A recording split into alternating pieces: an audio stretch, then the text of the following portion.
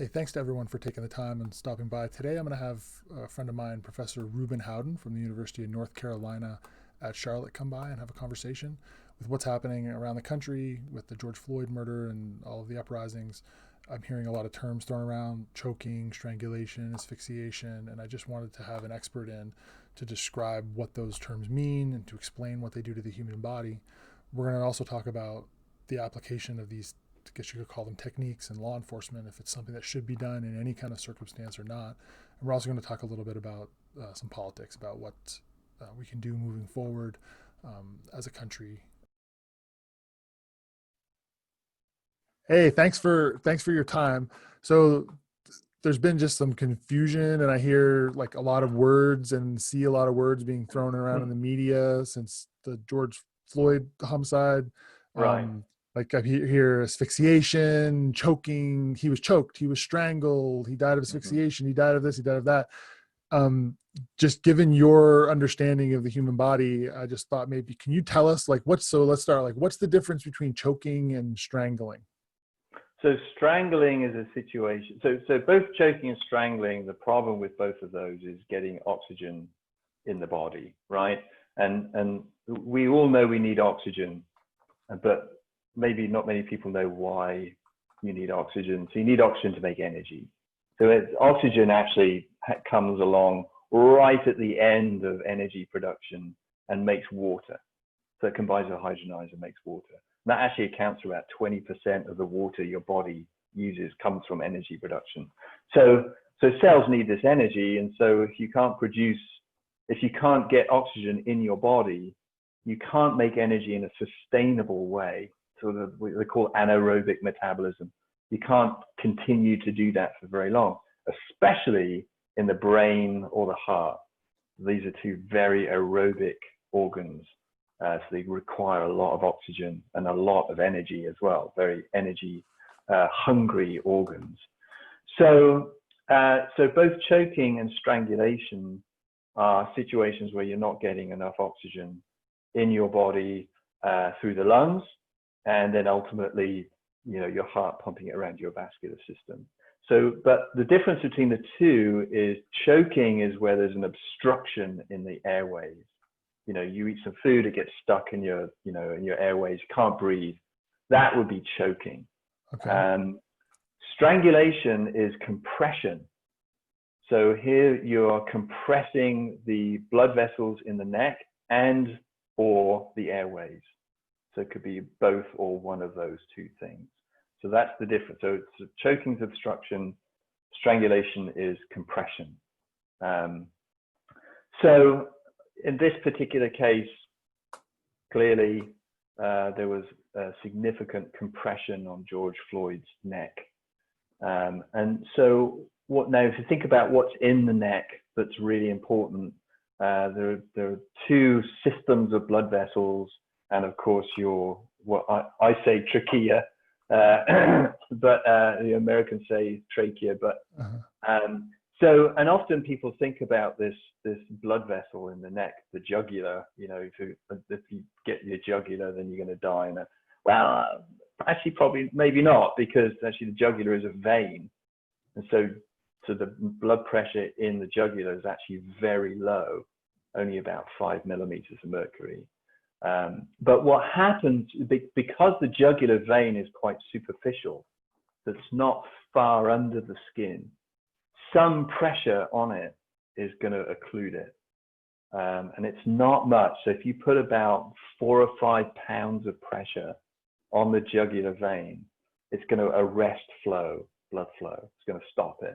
Right. And so the cardiovascular system, as complicated as it is, and it is remarkably complicated, you can sort of think about it as if you had some kind of electrical pump, and you had a hose pipe that did a big loop, and then you ran your car over one part of the hose pipe. The pump eventually is going to stop working because the water is not coming back to it. Okay, so it can't pump any water. So what tends to happen then is that the whole circulation starts to fall apart. It starts to fail, because if you can't get blood back to the heart, it can't pump blood out. So in that situation, so then you end up with, cranial ischemia, cerebral ischemia, and the brain stops working properly, and you stop making good decisions. You're not able, your cognition starts to fail. But the other really interesting thing happens in those circumstances is the muscles of your neck start to relax and become weak because they don't have the energy to continue to contract. So, Right. And those muscles are important in protecting the carotid artery. So this is the artery that's super important, high pressure in it, supplying the brain with blood. And so then if you continue to push down on the neck, you're going to end up compressing the carotid artery, and that you're really in big trouble then. That takes between 5 and 20 pounds of pressure. Not very much when you think someone's knee on a neck. With all their body weight, if someone weighs, 180, 200 pounds. Yeah. And 30 pounds of pressure will collapse the trachea as well.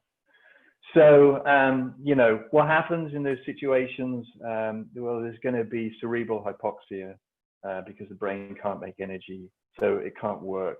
There's a high risk of stroke, for example. They might develop pulmonary edema, so the lungs start to fill up with fluid. That reduces their ability to breathe. I mean, this is why he's saying I can't breathe, because blood supply, the oxygen levels in the blood are going down. Probably his trachea is compressed to a degree, if not completely, and his body can't make energy. Was the fact that he says I can't breathe an indication to you that it's blood being obstructed and not the airway? Because if the airway was being obstructed, he wouldn't. Am I correct in saying that he wouldn't be able to speak if your airway were obstructed? So right. So when he's saying I can't breathe, it's a feeling of not being able to breathe. But am I correct in that it's really about blood flow more than the flow of air? I mean, I wouldn't be able to say in that particular situation. I mean, there could be partial compression of the trachea, for example, so it doesn't have to be 0 or 100%.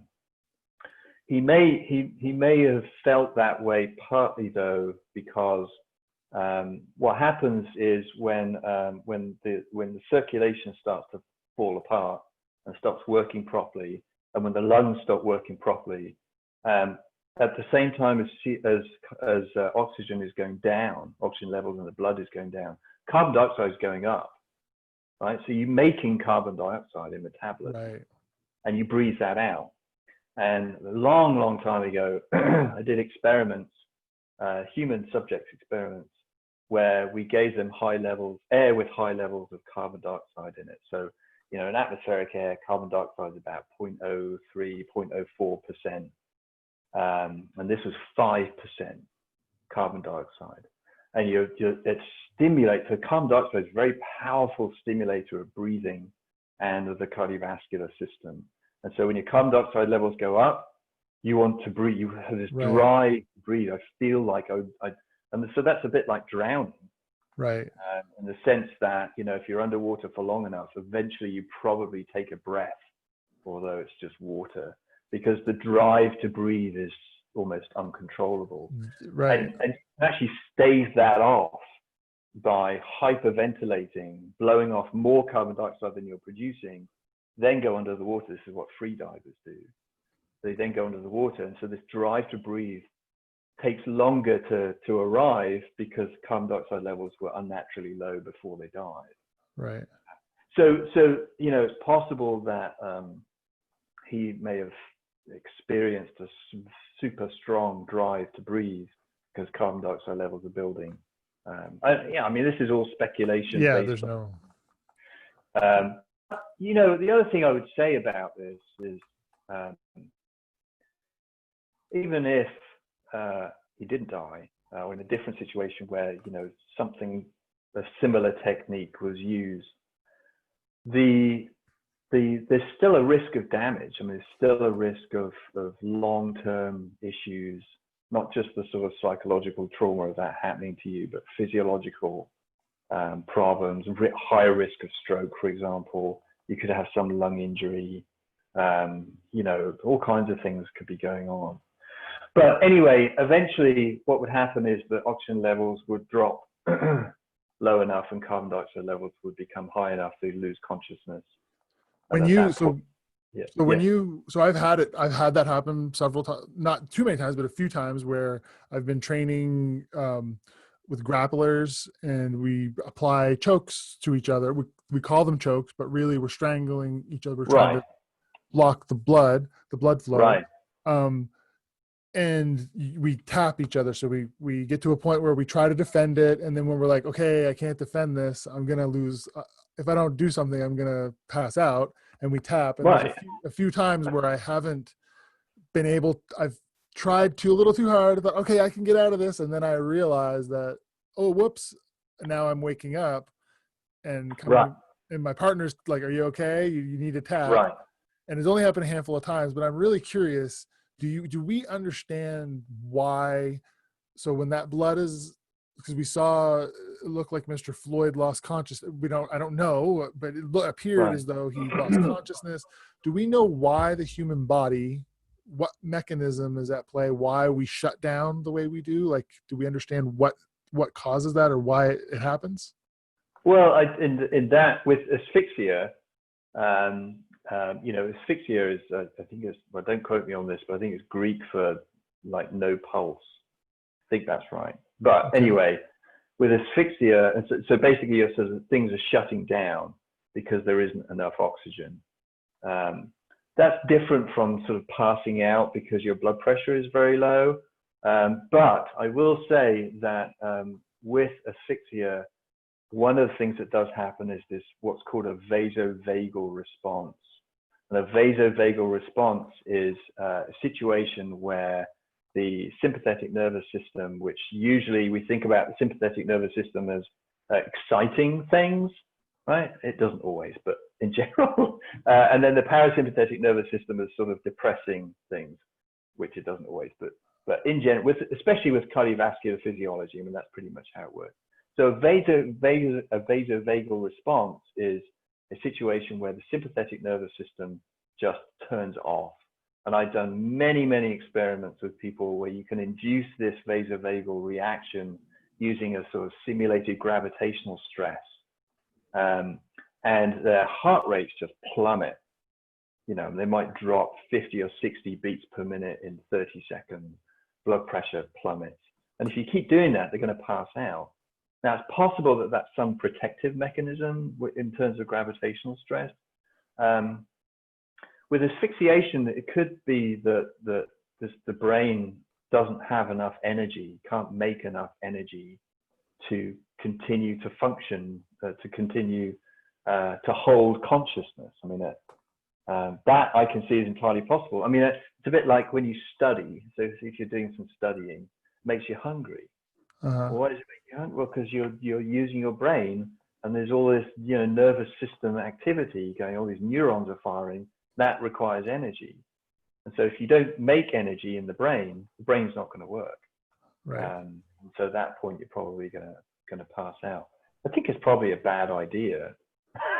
Yeah, it's definitely a bad idea, I'm sure.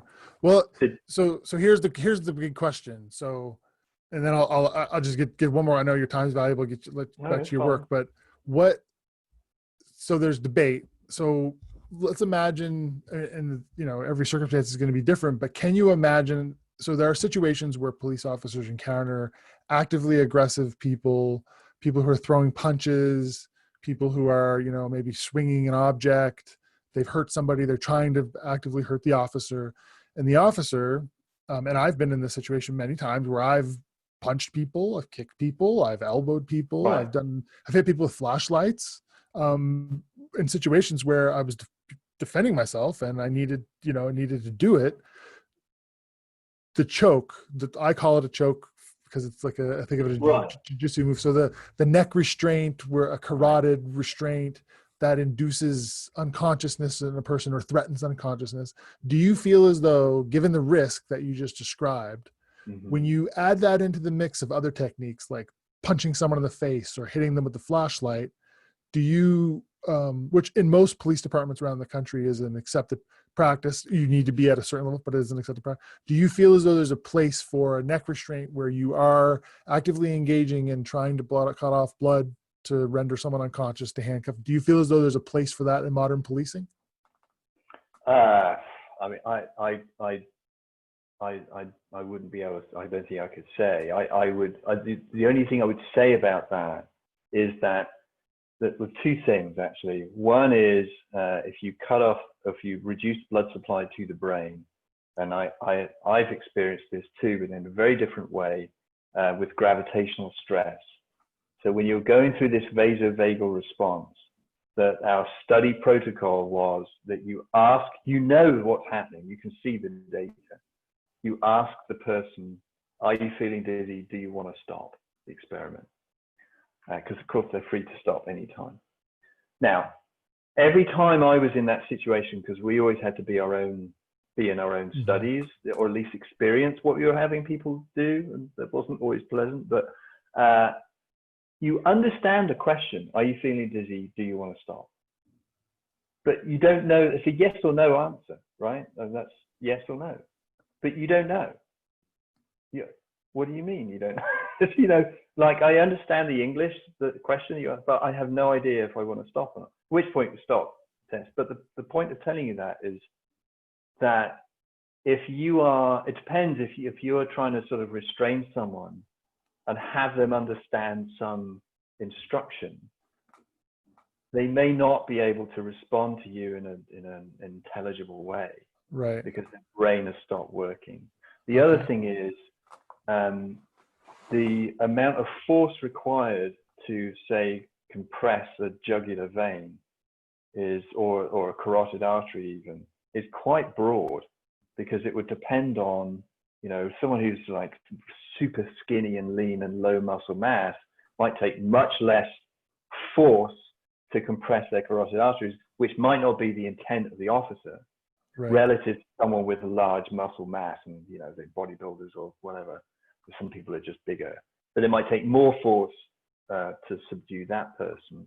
And I don't know, in that situation of policing, if you wouldn't have any idea exactly what you're doing in terms of, am I compressing their trachea? Am I compressing their carotid arteries? I don't know. I'm fighting this person. It's not something you're probably thinking about. Right. At the time. So right. Yeah. It's a messy thing. So we're trying to, yeah. So you're trying to apply something. What I'm getting from this is that it's dangerous, and it's something that there's a lot of variability, and it could be under optimal conditions, something maybe you could apply safety, but in a dynamic situation, it's a very risky thing to be engaging in. Is that safe to say? Right. You think? Right. And if you sort of elbow someone, maybe the risk of long-term injury is much less. Okay. You know, I don't know. Maybe if you had someone in a strangulation hold for an amount of time, maybe they have a stroke a year later or something. I mean, I don't know. Depends on the person, but the risk of sort of subsequent morbidity is a possibility with that. Okay. You know, I don't know if there are other sort of places in the world where they use very different techniques to subdue people or not. I don't know. Yeah, I mean, there's a lot of variability. I mean, just around the world in terms of what police will allow. You know, there's a ton of variability. There's just a ton of variability. Yeah. I don't know how we apply a lot of those things in the United States, given how armed, and it's a very different. Right. It's so just like the cardiovascular system. Policing is also very complicated, I guess. I can't even imagine. I read a while ago, I don't know if this is true or not, but in Japan, you know, if there's somebody out in public and they're being disorderly and they have some kind of weapon, they have some technique where they sort of wrap them up like a burrito or something, and cut them off in some padded mattress or something like that, until they're subdued. And these things are changing. Like I've noticed, in terms of progress, just since I left policing in 2014, I left policing, and then Mike Brown was killed like almost immediately afterwards. Right. And since then, just talking to my former colleagues, like a person barricades themselves inside of a house, in the past there may have been, you go in, you try to get them. There's more and more of an emphasis being placed on, let's take our time, let's create distance, let's get them on the phone, let's not. And when you read the accounts around the country of people who've died in the presence of police, you see a lot of incidents where if the police had just taken their time, maintained their distance, things would have been a lot better. And you see professional agencies with resources and that are forward thinking, really pushing that to the point where I just had an officer friend tell me that now when we're going to go in, if the SWAT team's going to go into the house, we basically disassemble that house. Like there's no officers going in with guns. And it's like, we're going to take that house apart. We're going to send in a robot. There's drones. We're going to try to communicate. There's all of these additional steps. And when you stack all of these on top of one another, it does make a difference. So I think that the tactics and training can make a difference, but I also think there are underlying problems with American society that fixing policing is just not going to address. Right. So, it's so tough. I mean, it's a sort of I guess on the one hand, you could say that sort of person-to-person communication is really important, because policing, I imagine, is not just about going and handcuffing people, but it's a job in the community, and it's connecting with the community that sort of robots and drones and stuff are incapable of doing. But I guess in certain situations, if the officer's life is not, and their colleagues' lives are not threatened, then the whole thing could be taken care of. I mean, I imagine it's frightening. Right? It's scary. I would imagine it's a scary job. Absolutely, sure. I wouldn't have the cojones to do it. I mean, I don't have the cojones anymore. I'm done. It's to me, it's sort of so. And I'm not someone who automatically assumes that they're all terrible people. And the other day we live in a small town, of course, and I was just at a stoplight on my bike, and cop car right there, and I just engaged in a conversation with him about something, I don't know what. And you just think, well, you're not the kind of person who's going to kick my door down, and I don't think that you would do that kind of, unless you had to for some, but unnecessarily be sort of brutalize me or anything like that, but obviously those people exist, those people exist, and again, I mean, like, it's so easy, I think, for us to identify this major social problem where young black men are being killed by police, and to say, well, we need to fix the police, because it's easy to say, well, we're going to fix these guys. We're going to have them fix the way they're doing this. Right. And to not say, well, when I look at the numbers, there's a strong association between violent crime and being involved in a deadly force encounter with the police. So like being involved in an armed robbery, being involved in some type of violent crime is a much higher likelihood of being involved in a deadly force encounter with the police than jaywalking, so it's easy to say, well, let's fix the police, but it's very difficult to say, let's change the social conditions so that people do not feel as though they need to act out in a violent way. Yes. That draws the police in, and that society's solving a problem at gunpoint. The problem can be not solved, but ameliorated by creating opportunities, by making people feel as though they're vested in their community, by making people feel as though I have a future, I have opportunities. I'm not going to risk that by doing something crazy. I'm not going to get high and steal a car. I have a job. I have opportunity. I'm going to be building this high-speed rail to Chicago. I'm going to be doing, but that's expensive and difficult. It's much easier to blame the guys with the guns. Well, and that would also require a government that really is interested in the sort of human capital, right? I mean, that's what economist Mariana Mazzucato talks about, is that you talk about capital, but what about human capital? Like, how are you developing people? And there's no interest in that, of course. I mean, I agree. I mean, it's sort of, I'm not a rich person, freaking academic, for goodness sake, but I can pay my bills, and like, I don't want to steal stuff. I mean, I don't do that. But if it was eat or don't eat, then I'm sure I would. You know, otherwise, what choice do I have? Or So, if I lived a life where every day I believe there's good reason to feel this way, but even if you don't believe that people have a reason to feel this way, if people feel that they're targeted, that they're not yeah, part of the society, that they're other, if you feel that way, I know enough about myself to know that if I felt that way, that I would be angry. And then when yeah, I get angry, I want to do something. of So course. I could very easily see myself setting some stuff on fire now. If I Right. had lived a different life.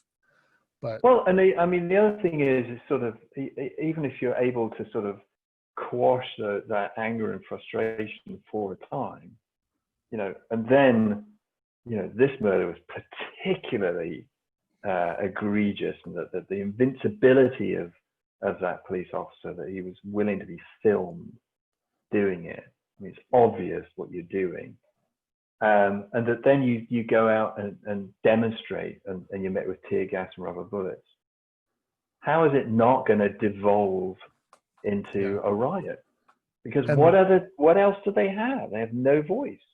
And it makes me think back to the, you know, seeing athletes like Colin Kaepernick take a knee, and the reaction to engaging in a form of protest that is what now people are saying, well, that's what you should protest peacefully. You should do this. But when people did that, they were like, they were called all kinds of names and right.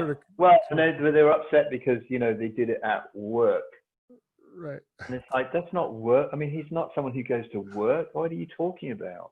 He's a famous sports person, and he was using that platform to peacefully demonstrate something that is a massive human issue. Right. You're upset because he was on the company dime? Is that your mindset? What's wrong with you? Yeah. Like, where are your morals? Like, why don't you care about this? You just care that he's messing up your football. I tell you what you care about is the fact that it makes you feel uncomfortable. Absolutely. That's what they don't want. Which it does. This all makes me very uncomfortable. Very. Like I feel like terrible. We had an email came yesterday from the director of the Honors College, she's a English professor. She's white, but her research is on Black poetry, American poetry, and she is a huge driver for diversity, and the students involved in the Honors College, and the faculty involved in the Honors College, and, you know, often attracts white women to do those kinds. So I'm sort of a minority, which is weird. But she said, you realize you're part of the diversity in this particular instance. I'm like, oh, not usually. But anyway, so she sent this email saying, you know, I acknowledge with you know, a long list of minority people who had been involved in what is now a very successful Honors College. Some still here, some moved on. And I wrote a very nice email about how important their contribution it has been and still is, and da da da. And I just I look at it and I want to say, yeah, like I agree. Like I want to. It's so important that we all hear from different viewpoints and people with different life experiences and all those things. But I don't know how I say it as a bearded, tall white man without sounding like, oh yeah, he's going through the motions, you know. But it was. I'll send it to you. Actually, she sent a link to an article about you know, how your Black colleagues are doing in this sort of, because COVID-19 is hitting them. Like, it's unlikely that they're going to have no one who's died from COVID-19. Dear colleague of mine, who I respect greatly, his aunt died from COVID-19, African American, you know. And so there's that part, and now the George Floyd event and the aftermath of that's, you know. And I had one of my PhD students who's African American, and I emailed her and I said, we can't sit in my office and chat right now, but I'm acknowledging that you're dealing with this, so I'm here. What can I do? Kind of, you know. So that worked out. And even writing that email, I'm like, oh, crap. I know, yeah. Oh, you know. But I think silence is saying something as well. Like, Uh, I know our department has not sent out a, like, hey, here's an email to our graduate students of color. We value your voice right, and your presence and your right. contribution, and we're here to support you. Has not been sent out. And our department has also, we've had conflict when it comes to race. I'm just talking about it openly. Yeah, That's something that a lot of institutions in America grapple with. yeah. And the fact that you don't say something is just as powerful as saying something. So I think even if you say it wrong, you said something, and Yeah. I know I always say it wrong, but Right. I got to say something. Yeah. It's a bit like, you know, trying to speak Chinese rather than just blurting it out in English, right? Yeah. At least they might appreciate the fact that you tried. I mean, I think the silence is much louder. It really is. And especially if it's something that in a workspace that has been something that people have talked about trying to address, and then you're presented with this moment in American history. I think it's important that we recognize that it's all related. Oh my God. Yeah. Oh, absolutely. Yeah. And even, one thing I was thinking about was one of the ways that this George Floyd was murdered. I use the word murder because it's homicide is when a person kills another person, but murder is when someone intentionally, takes, it's a murder. It's different. Yeah. So I use the word murder.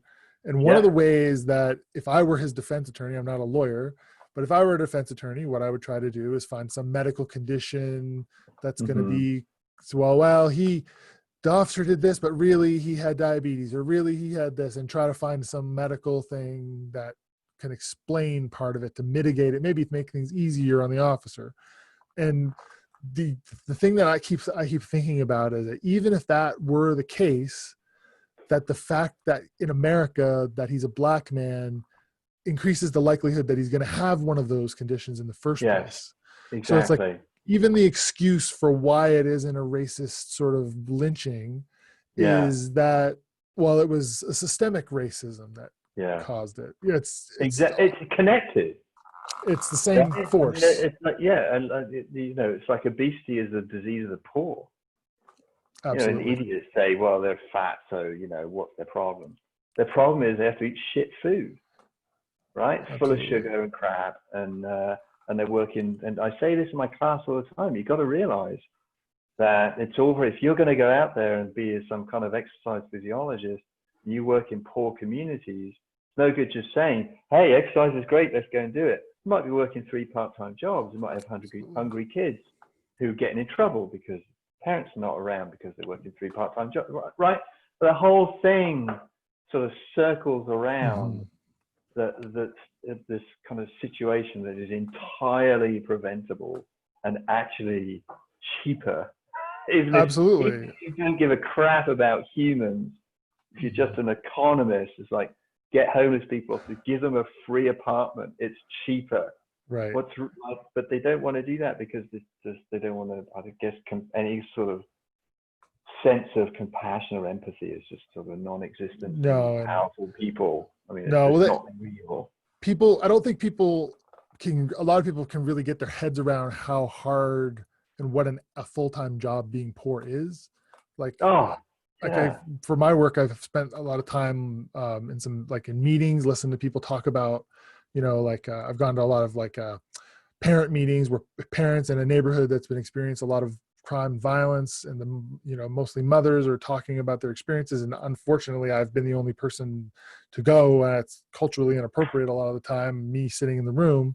But what I hear a lot of is these women mostly saying that the best thing about the day was that they managed to get here because they had this, they had that, all of these things, these problems that if you have money and resources and support that you can manage, but if you don't, they become these major obstacles just getting to the parent-teacher conference.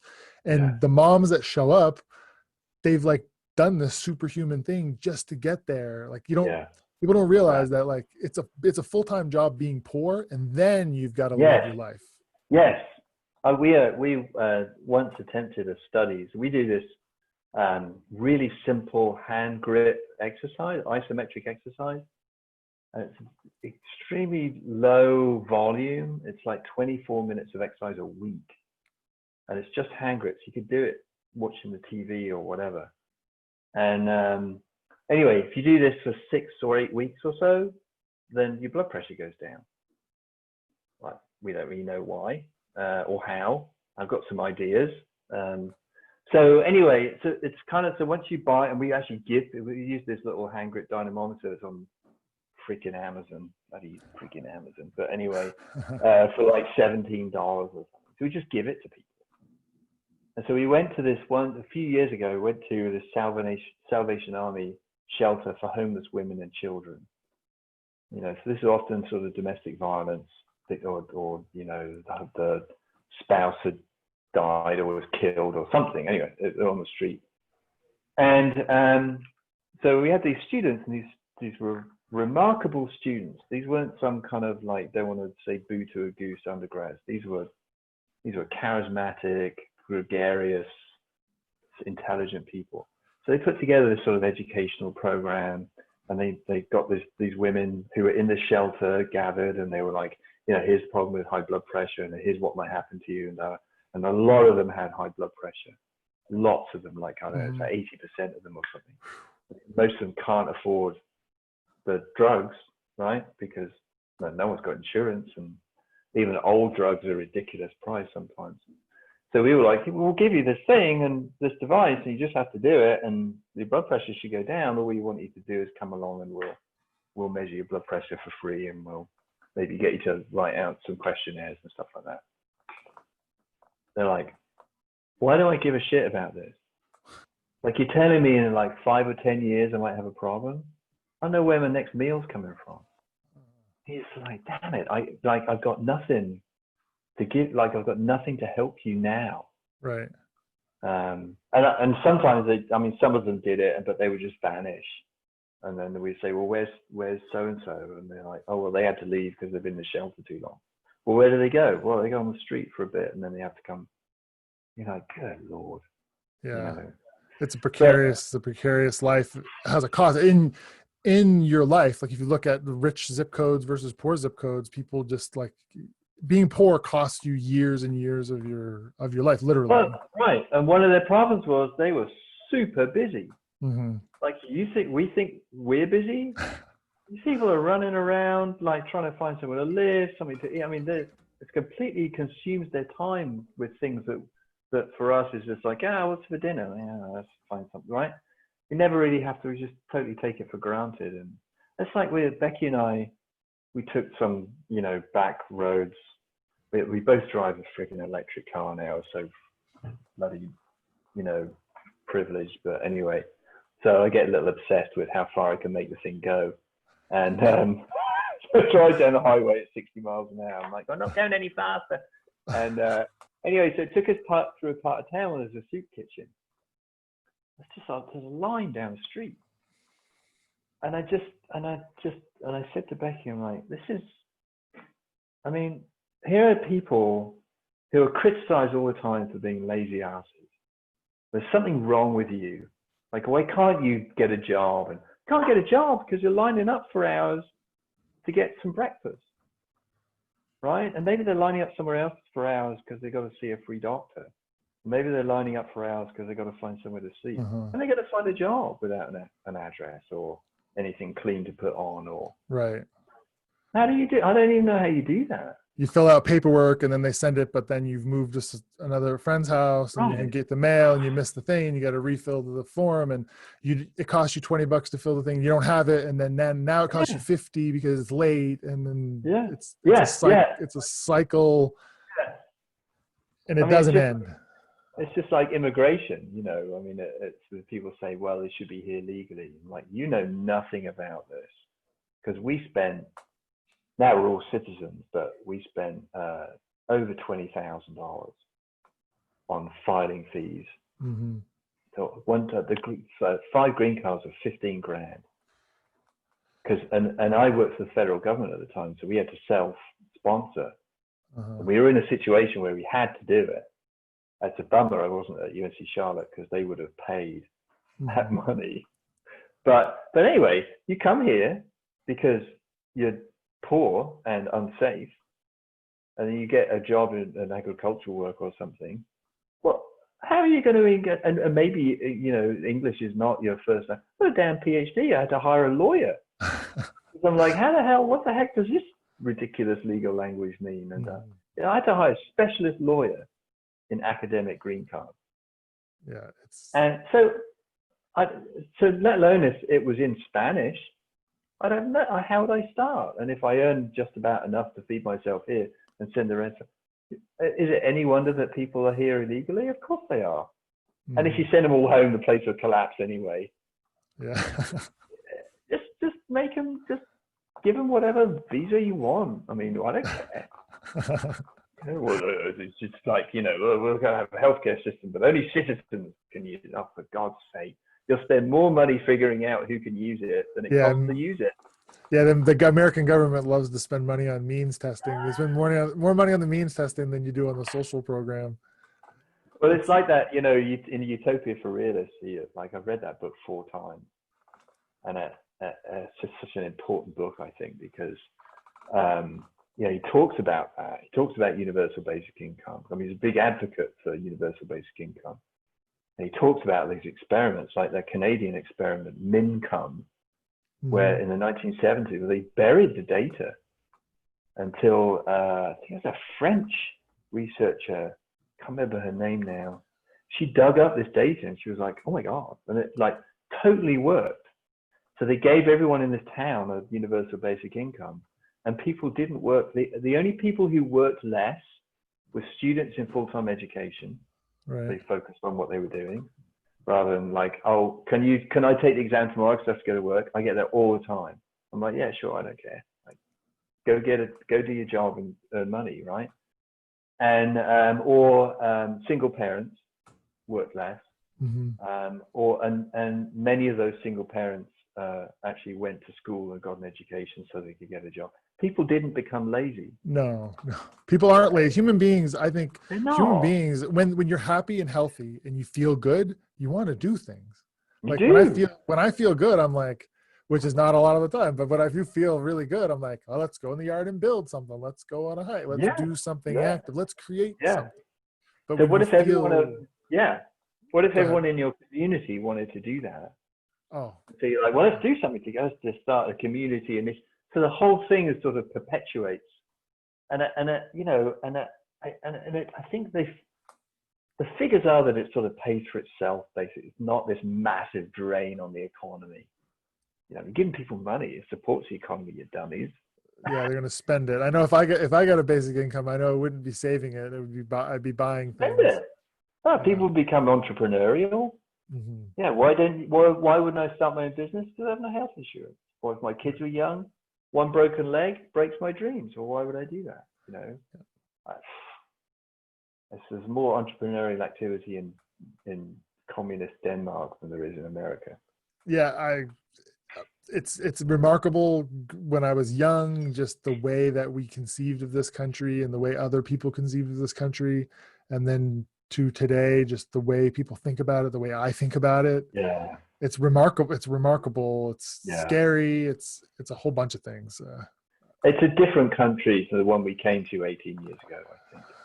Yeah. And people are complaining about Bush. I mean, Bush did terrible things, but it wasn't like this. Yeah, not that I like Bush at all. No, but this has been pretty scary. And I think yesterday when I heard him talking about, like the heavy-handed sort of like we're gonna overwhelming and like just like that's not the type of rhetoric that people in command of like police departments and military units, the rhetoric that you use and the language that you use and the way you frame things, that matters. Like that's sending a message to officers and sending a message to people that are going to use using force. And I would much rather that message be one of moderation of what you do is going to reflect on us. People are watching. The world is watching. there's a way you can use language to improve this condition. And I Yeah. look at him and it's disgusting. Not that I expect anything.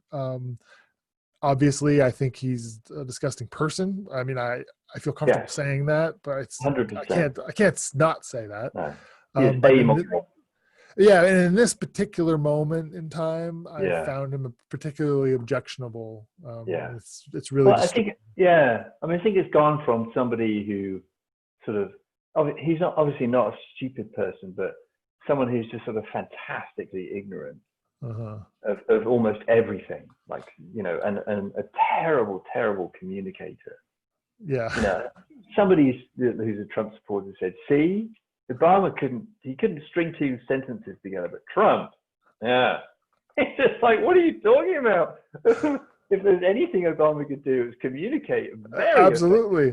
Yeah, it was the policies that were the problem with Obama, not the rhetoric. The rhetoric was pretty damn good. I've never seen in my lifetime a political figure in the United States that I felt like, wow, what's he going to say? This is going to cause people to die because people are going to lose trust. People are going to, like, it really it damages the fabric of society, and people pay a price for it.